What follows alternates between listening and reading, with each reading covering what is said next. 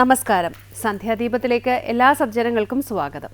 മാ കുരു ധനജന യൗവന ഗർവം ഹരതി നിമേഷാത് കാല സർവം. ധനമില്ലാതാവാൻ ഒരു നിമിഷം വേണ്ട, ധനം വിനിയോഗിക്കാൻ സാമർഥ്യമില്ലാതാകാനും ഒരു നിമിഷം വേണ്ട, ധനികനാണെന്ന ബോധമില്ലാതാവാനും ഒരു നിമിഷം വേണ്ട. ഇത് ഓർമ്മിക്കേണ്ടതാണ്.